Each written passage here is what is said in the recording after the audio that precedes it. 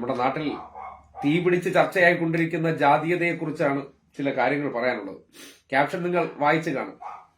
Iqbal hi. ജാതീയത നമ്മുടെ നാട്ടിൽ അവസാനിച്ചെന്ന് കരുതുന്നുണ്ടോ നിഷ്കളങ്കരെ എന്നുള്ളതാണ് പ്രധാനപ്പെട്ട ചോദ്യം. ചിലയിടങ്ങളിൽ നിന്നൊക്കെ നമ്മൾ ഉയർന്നു കേൾക്കുകയാണ്. ഉന്നത കുല ജാത എന്ന വാക്ക് ഈ സിനിമാ മേഖലയുമായി ബന്ധപ്പെട്ട് നിൽക്കുന്നവർക്കൊക്കെ എന്താണ് ആ മേഖലയിൽ ഉണ്ടായിരുന്ന പ്രിവിലേജുകളെന്നും അവിടെ എന്തുകൊണ്ട് ഇത്രയും കാലം ഒരു പിന്നോക്ക വിഭാഗക്കാർ കടന്നു വന്നില്ല എന്നതിന്റെ ഉത്തരം കൂടിയാണ് അടൂർ ഗോപാലകൃഷ്ണന്റെ വാക്കുകളിൽ നിന്ന് പുറത്തു വരുന്നു എന്ന് എത്ര നിഷ്കളങ്കർക്കറിയാം. അതാണ് നമ്മുടെ നാട്ടിലെ പ്രധാനപ്പെട്ട ഒരു ചോദ്യമായിട്ട് നമ്മൾ മനസ്സിലാക്കേണ്ടത്. നേരത്തെ സുരേഷ് ഗോപിയിൽ നിന്ന് ഉന്നത കുല ജാതർ പിന്നോക്ക വികസന കോർപ്പറേഷന്റെയൊക്കെ തലപ്പത്ത് വരണമെന്ന് പറഞ്ഞു. അതായത് ഉന്നത കുല ജാതർക്ക് ഇനി പിന്നോക്കക്കാരെ ഭരിക്കണം.